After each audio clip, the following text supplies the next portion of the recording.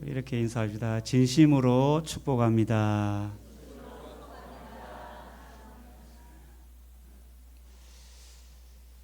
여러분, 기도가 무엇입니까? 기도가 무엇입니까? 기도라는 단어를 오늘 새벽 기도 후에 곰곰이 묵상하면서 집으로 돌아가는데 문득 이런 생각이 듭니다. 저에게 기도는 오늘을 힘차게 살게 하는 수단이다. 이런 생각이 막 드는 겁니다. 때때로 저에게도 참 염려와 근심이 생길 때가 있습니다. 힘이 쭉쭉 빠질 때가 있습니다. 그때마다 신기하게도 제가 기도하면 근심되는 일들이 때로는 소망이 되는 일로 그렇게 바뀌는 것을 경험하게 됩니다. 사람이 볼 때는 근심이 되고 염려가 되는 일들인데 기도하다 보니까 하나님께서 그 염려되는 근심되는 일들을 어떻게 변화시킬까 이런 기대가 생기는 겁니다. 그리고 힘이 빠져 있던 아주 힘 빠진 목소리로 기도할 때에도 하나님은 때때로 힘을 주시는 거예요. 기도할 때마다. 그래서 기도는 저에게 오늘을 힘차게 살게 하는 수단이다. 또 하나 이 기도는 저에게 어떤 건가? 기도는 제가 할 수 있는 최선의 일이자 최고의 일이다라는 생각이 듭니다. 최선의 일이고 최고의 일이 기도다. 제가 어떤 일을 하면 제 수준의 일밖에 할 수 없지만 제가 기도하는 순간 그 일은 제 일이 아니고 하나님의 일이 되는 겁니다.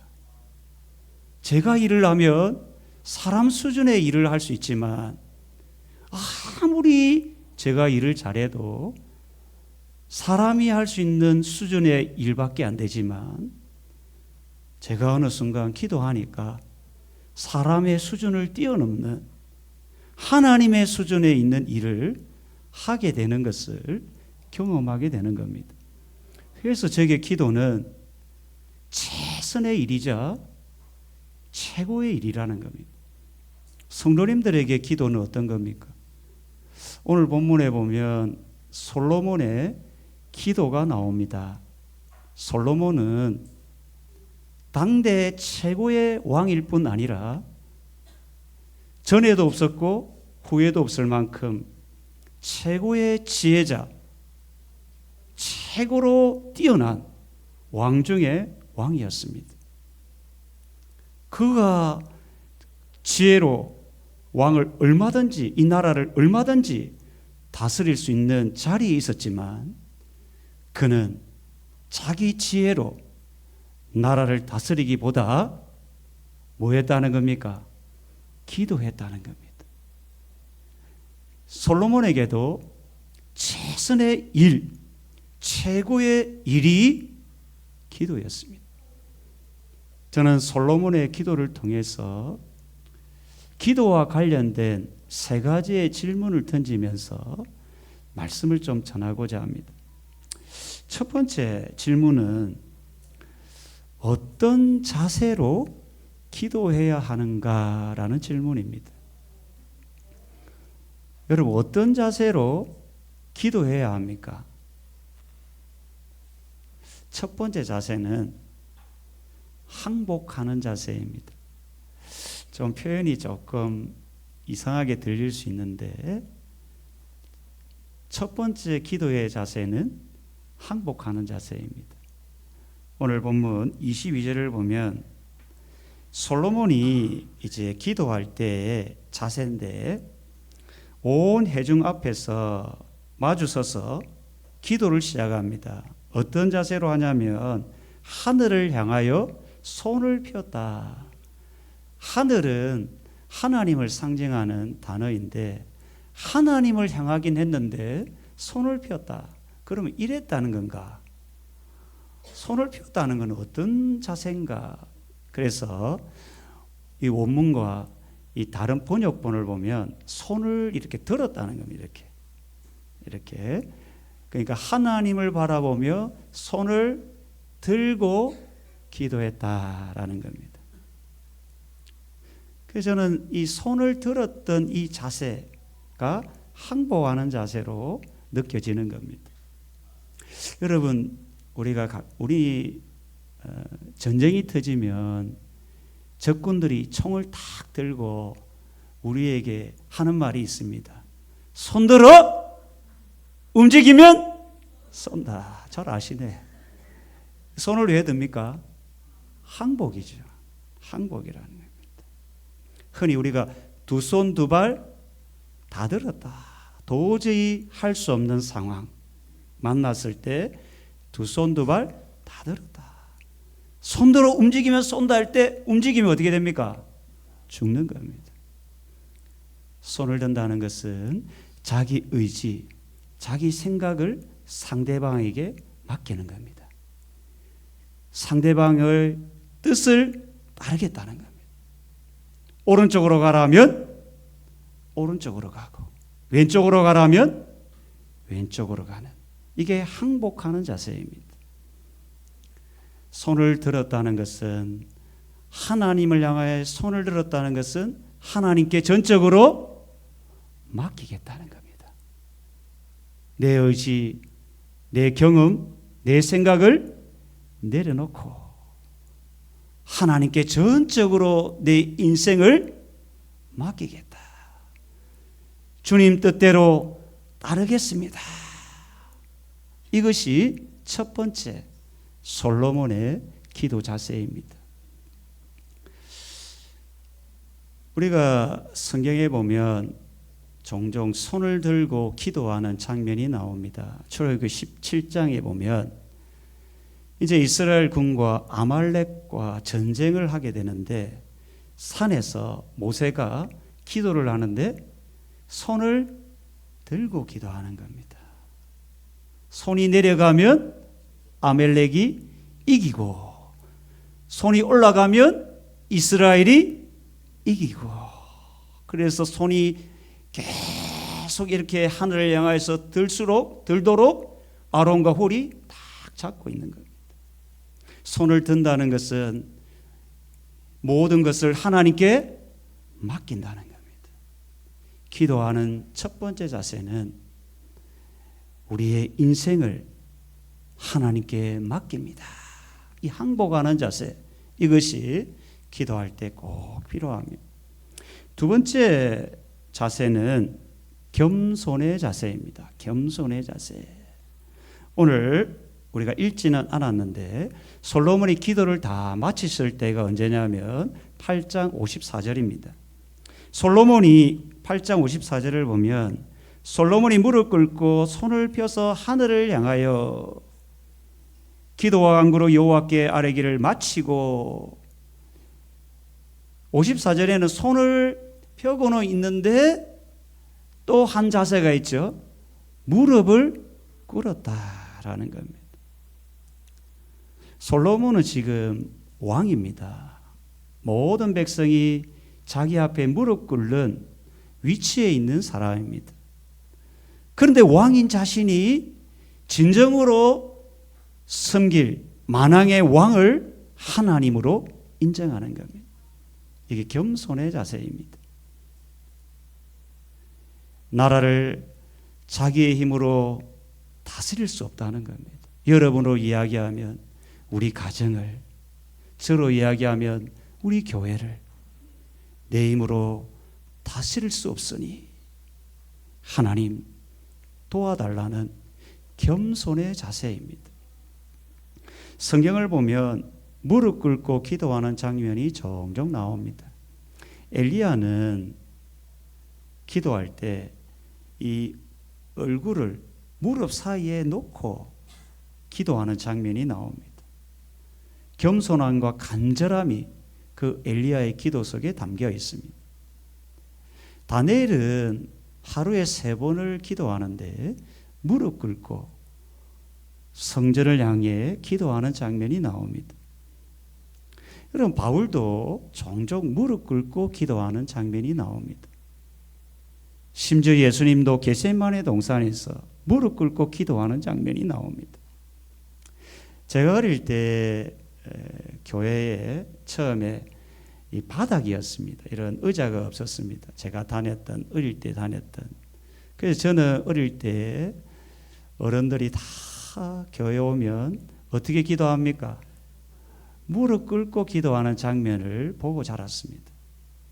근데 어느새 이제 의자가 놓여지니까 기도를 요즘 무릎 이렇게 다리를 다 꼬아가 기도하는 장면을, 물론 그렇게 한다고 해서 큰 문제가 되는 건 아니지만 제가 어릴 때 본 것은 참 무릎 꿇고 간절히 기도하는 어른들의 모습을 보고 자란 겁니다.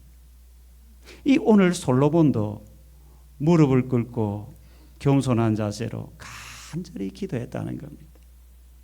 여러분, 우리가 기도할 때 2가지의 자세를 꼭 가지면 좋겠습니다. 내 인생을, 우리 가정을, 나의 생명을 하나님께 맡긴다고 2 손을 들고 하나님께 항복하는 자세로 여러분 기도하기를 바랍니다. 또 하나는, 물론 무릎이 아프면 편하게 기도해야 됩니다. 가능하면 가정에서, 아니면 침대 위에서 기도할 때 참 무릎 꿇고 겸손한 자세로 하나님의 도움을 구하는 여러분 되기를 주의 이름으로 축원합니다. 자, 2번째 질문은, 그러면 왜 기도해야 합니까? 라는 질문입니다. 왜 기도해야 합니까? 여러분 어떻게 생각합니까?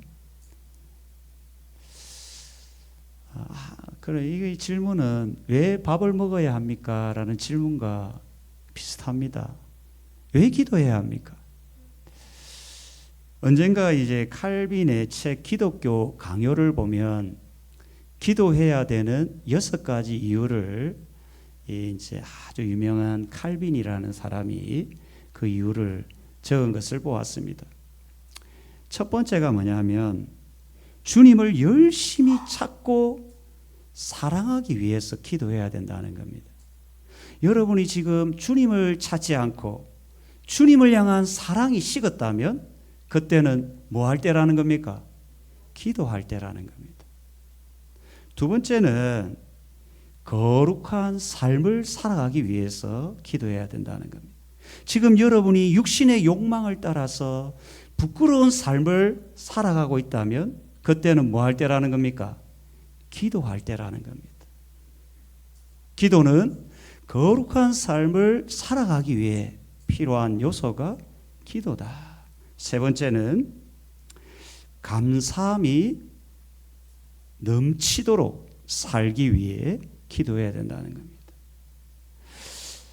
사람들 마음속에는 기도하지 않으면 감사라는 것보다 불평의 삭시 막 마음속에 삭틀 때가 있습니다. 염려와 근심과 불안함과 우울함이 여러분 속에 가득 찰 때, 그때는 뭐 할 때라는 겁니까? 기도할 때라는 겁니다. 반대로 이야기하면 기도하지 않으면 나도 모르게 불평과 근심과 깊은 우울함 속에 살아간다는 겁니다. 4번째, 하나님의 선하심, 자비하심을 깊이 깨닫도록 기도해야 된다는 겁니다. 우리 한 사람 한 사람을 향한 하나님의 선하심, 하나님의 자비하심, 이것을 깊이 깨닫기 위해서 기도해야 된다는 겁니다. 5번째는 큰 기쁨을 누리기 위해서, 마음에 이 슬픔이 가득한 사람이 있다면 마음이 기쁨이 없다면 그때는 뭐 할 때라는 겁니까? 기도할 때라는 겁니다. 하나님은 기도하는 자들에게 청량할 수 없는 그리스도의 평강과 기쁨을 선물로 우리에게 안겨주는 겁니다. 야, 놀랍죠? 야, 여러분 기도하면서 이 놀라운 기쁨을 누리기를 바랍니다. 이거죠. 그 다음에 마지막 하나는 하나님의 섭리를 확신하기 위해 우리 각자를 향한 하나님의 섭리가 있습니다. 왜 나에게 이러한 고난이 찾아왔는지, 왜 나에게 이러한 슬픔이 찾아왔는지, 왜 나에게 이러한 어려움이 찾아왔는지 우리가 알지 못합니다. 그런데 때때로 기도하다 보면 각자를 향한 하나님의 섭리, 계획, 왜 이러한 고난이 우리 가정에 왔는지, 내 인생에 왔는지 깨닫고 하나님의 섭리를 확신하게 되는 겁니다. 자, 오늘 솔로몬에게도 기도하는 분명한 이유가 있었습니다. 저는 그 이유 두 가지를 오늘 본문을 통해서 찾아봤는데 그 이유 두 가지를 두 개의 동사로 한번 그 이유를 한번 전하고자 하는 겁니다. 여러분 오늘 본문을 함께 읽었는데 반복적으로 나오는 두 개의 동사가 있습니다. 성경은 반복한다는 것은 중요하다는 겁니다. 기억하라는 건데 유심히 읽은 사람은 짐작할 건데 첫 번째 동사는 지키다라는 동사입니다. 23절, 24절, 25절에 계속해서 반복적으로 이 지키다라는 단어가 나옵니다. 23절에는 언약을 지키시고 24절에는 말씀을 지키사 하신 말씀을 지키사 25절에는 그 하신 말씀을 지키시옵소서 25절 마지막에 나오죠. 그러니까 이 솔로몬이 기도했던 분명한 이유 중에 하나는 하나님이 하신 말씀이 있었기 때문입니다. 이 하나님 말씀을 하나님이 지키시는 분임을 믿었기에 기도한 겁니다. 그럼 하나님이 하신 말씀이 뭡니까? 그게 25절, 26절입니다. 25절, 26절을 요약하면 하나님의 말씀에 순종하면 하나님 말씀대로 살면 반드시 하나님께서 하신 말씀대로 복을 주겠다라는 약속의 말씀입니다. 그 약속의 말씀을 붙들고 솔로몬이 기도하고 있는 겁니다. 실제로 약속의 말씀대로 솔로몬은 다윗을 이어서 왕이 되었습니다. 또 약속의 말씀대로 솔로몬이 성전을 건축하게 됩니다. 또 약속의 말씀대로 솔로몬 당대에 가장 부와 영광을 누리게 되는 겁니다. 성도님 여러분, 우리도 하나님께 기도할 분명한 이유 하나가 있다면 하나님께서 약속한 말씀이 있기 때문입니다. 그 약속한 말씀을 하나님이 지키기 때문입니다. 하나님 말씀 중에 구하라 그리하면 주실 것이라. 여러분 하나님의 약속의 말씀을 굳게 믿고 여러분 기도하는 여러분 되기를 바랍니다. 또 하나 두 번째 솔로몬이 하나님께 기도했던 이유를 드러내는 또 하나의 동사가 있다면 여러분 뭘까요?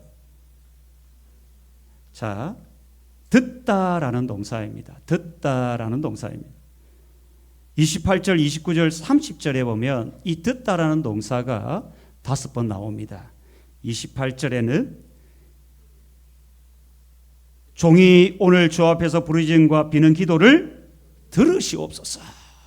29절에는 이 성전을 향하여 주의 눈이 주야로 보시오며 주의 종이 이곳을 향하여 비는 기도를 들으시옵소서. 30절에는 좀 더 강한 어조로 기도합니다. 어떻게 기도합니까? 기도할 때 주는 그 간구함을 들으시되 주께서 계신 곳 하늘에서 들으시고 들으시사 사하여 주옵소서. 솔로몬은 긴 기도를 하는 중에 그 마음에 확신 하나가 있었다면 자신의 기도를 하나님이 들으신다라는 겁니다. 여러분, 누가 기도할까요?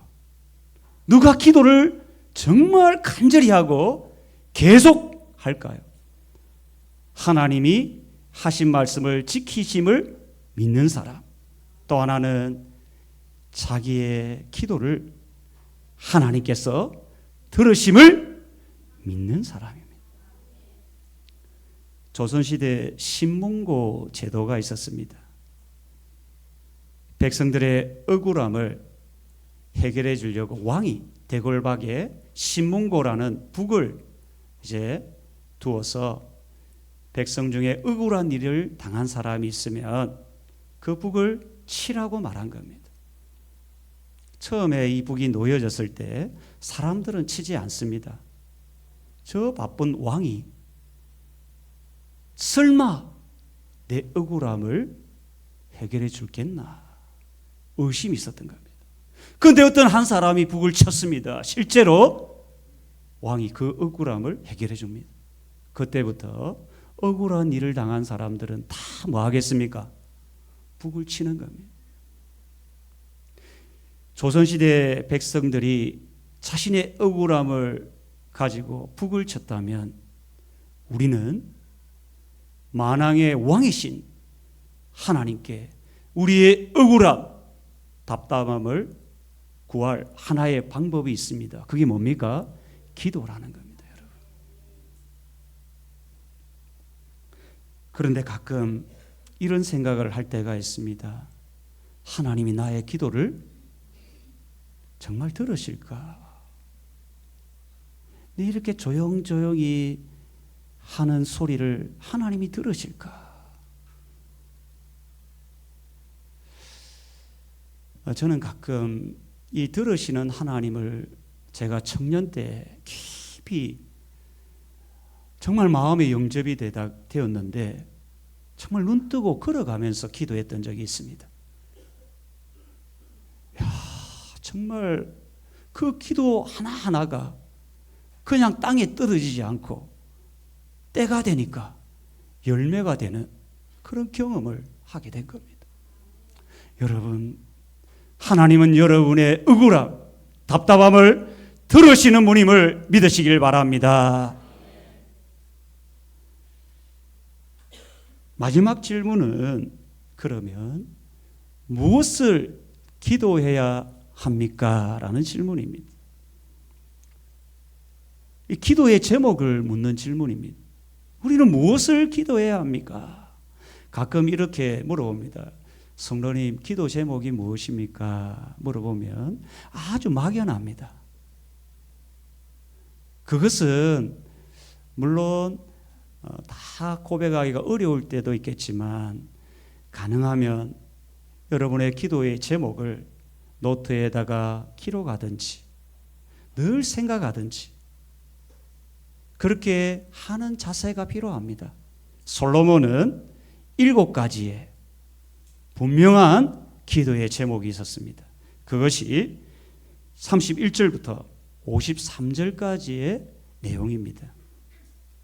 첫 번째 솔로몬의 기도는 바른 판단을 하도록 기도합니다. 제가 왕이잖아요. 왕이 지도자의 자리에 있으면 분별력을 못하면 나라 전체가 굉장히 힘들어집니다. 가정에서는 부모님이 바른 판단을 가지고 자녀를 잘 양육해야 되는데 판단력을 잃어버리면 가정이 굉장히 어려워지는 겁니다. 그런데 왕의 자리에 있을 때 왕 한 사람이 옳고 그름, 무엇이 옳은지 무엇이 그런지를 판단하지 못하면 나라 전체가 힘들어지는 거예요. 그것을 솔로몬이 구하는 겁니다. 여러분들도 얼마나 이 시대에 바른 판단이 필요합니까? 꼭 기도하시기를 바랍니다. 두 번째 기도는 33절, 34절인데 이때부터는 죄와 함께 등장합니다. 33절, 34절을 보면 죄를 범함으로 전쟁에서 패했을 때 이 죄를 범함으로 하나님이 징계의 수단으로 전쟁에서 패하게 하는데 그때에도 이 백성들이 회개하고 기도하면 이 죄를 사하시고 회복시켜 달라고 기도합니다. 우리가 살면서 실패를 경험합니다. 여러분, 학생들은 대학에 실패하고 청년들은 취업에 실패하고 또 어떤 분들은 결혼에 실패하고 어떤 분들은 사업에 실패하고 다양한 실패를 우리는 경험하며 살아가는데 그 실패의 순간에 우리가 기도할 것은 다시 한번 회복시켜 달라고 솔로몬의 기도처럼 여러분 기도하시기를 바랍니다.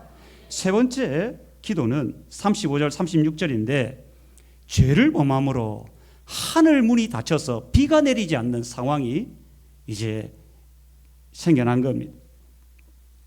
참 우리 경북 지역에 엄청난 화재로 산에 나무가 다 잿더미가 된 그때 우리가 정말 간절히 원했던 게 뭡니까? 비가 아닙니까? 하늘 문이 열리지 않으면 비가 내리지 않으면 우리는 더 이상 살 수가 없는 겁니다. 그래서 늦은 비와 이른 비가 내리는 것도 하나님의 은혜라는 겁니다. 솔로몬은 이 나라를 다스릴 때 혹여나 백성들이 죄를 지어서 하나님이 하늘 문을 닫아가지고 비를 내리지 않는 이 안타까운 상황이 벌어지면 그들이 다시 한번 회개하고 기도하면 하늘에서 비를 내려달라고 기도하는 겁니다.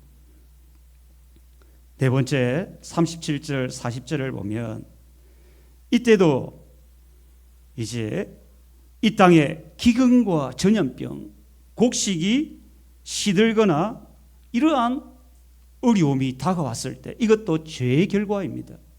기근, 전염병, 살기 힘든 상황들 이것들도 솔로몬이 왕의 자리에서 여러분 가정의 자리에서 기도해야 합니다. 언젠가 우리 가정에 기근과 이 중한 질병이 언제 우리 가정에 이게 찾아올지 모른다는 겁니다. 그때에 기도하기를 주님이 회개하고 기도하면 저들의 죄를 사해 주시고 이 기근 중에도 살 길을 열어달라고 기도하는 겁니다. 우리나라가 지금 코로나 3년으로 얼마나 힘겨운 전 세계 지금 여러분도 알다시피 빙하가 녹아서 그 빙하에 있는 알 수 없는 바이러스가 지금 나오고 있는 지금 뉴스에 보면 우리가 전혀 경험하지 못했던 바이러스가 지금 전 세계를 덮고 있는 이런 상황에서 우리 또한 기도해야 합니다. 하나님, 탐욕과 욕심으로 가득한 인간이 만든 이 재앙 앞에서 우리가 회개했을 때 하나님 용서해 주시고 다시 한번 주님이 허락하신 삶을 행복한 삶을 살아갈 수 있도록 여러분 기도하시기를 바랍니다. 그리고 다섯 번째 기도하는 것은 41절, 42절, 43절인데 이것은 아주 똑똑한 기도인데 이방인들이 성전에 나와 기도하면 그들의 기도도 들어주시도록 이 솔로몬은 장차 자기 백성들만 택한 백성이 아니라 이방인들조차도 주께로 돌아오는 그날을 미리 보면서 기도하고 있습니다. 얼마나 놀라운 기도입니까? 그리고 여섯 번째 45절, 44절, 45절은 전쟁 시에 전쟁을 할 때 승리케 해달라고 기도합니다. 지금 우리 자녀들은 학교에서 입시 전쟁을 하고 취업 전쟁을 하고 지금 우리 모두는 마귀와의 영적 전쟁을 하고 있는 겁니다. 순간순간마다 넘어지고 쓰러지고 자빠지는 이때에 하나님이여, 내 인생이 이 영적 전쟁에서 승리할 수 있도록 여러분 기도하기를 바랍니다. 그리고 마지막 하나, 46절부터 53절 가장 긴 내용으로 기도합니다. 왜 그랬겠어요? 중요하다는 겁니다. 이거는 솔로몬이 마치 330년 뒤에 일어날 일을 마치 본 것처럼 기도하는 내용입니다. 이 백성들이 죄를 범하여 바벨론으로 포로로 잡혀갔을 때 그들이 그곳에서 기도하면 다시 예루살렘으로 돌아오도록 기도하는, 솔로몬은 930년 시대의 사람인데 바벨론 포로는 600년대. 그러니까 마치 솔로몬은 330년 뒤에 일어날 일을 마치 본 사람인 것처럼 후 세대들을 위해서 기도하는 거예요. 야, 정말 이 기도가 얼마나 놀라운지. 저는 이 기도를 통해서 아펜젤로와 언더우드의 기도, 1885년 4월 5일 날 부활절에 이 두 사람이 이 재물포항에 떨어져 복음을 전했던 그 언더우드의 기도문을 제가 잠시 보았는데 이렇게 기도합니다. 주여, 지금은 아무것도 보이지 않습니다. 지금은 예배드릴 예배당도 없고 학교도 없고 그저 이곳 모든 사람들로부터 경계의 의심과 멸시와 천대함이 가득한 곳이지만 이곳이 머지않아 은총의 땅이 되리라는 것을 믿습니다. 이게 지금으로부터 140년 전에 언두르라는 선교사가 조선을 위해, 이 나라를 위해 기도했던 겁니다. 그런데 이 언더우드의 기도가 140년 뒤 오늘 곳곳마다 뭐가 세워져 있습니까? 교회가 세워져 있다는 겁니다. 여러분, 지금 여러분이 어디 있은가, 직장에서, 가정에서, 교회에서, 삶의 현장에서 기도하는 그 씨앗이 그냥 땅에 떨어지지 않는다는 겁니다. 계시록에 보면 우리의 기도가 향기로운 향기가 되어 대접에 차곡차곡 쌓인다고 하는 겁니다. 때가 되면 하나님이 하늘 문을 여시고 그 기도에 응답해 주시리라 믿으시길 바랍니다. 여러분이 지금 자녀들, 손자들, 후손들 지금 기도하는 그 순간에, 지금 이때에, 우리 당대에 우리의 기도가 응답이 되지 않을 수가 있습니다. 우리 당대에 기도가 응답이 되면 얼마나 좋겠냐마는, 우리 당대에 이루지 않더라도 1년 뒤, 10년 뒤 이 언더우드처럼 140년 뒤에 그 기도가 응답이 될 줄 꼭 믿으시길 바랍니다. 기도는 땅에 떨어지지 않습니다. 우리가 어디서든, 가정에서든, 삶의 현장에서 기도함으로 여러분의 기도가 솔로몬의 기도처럼 하늘문을 열어주시고 가정에 하나님의 은혜와 복을 누리게 되는 놀라운 역사가 일어나기를 주의 이름으로 축원합니다.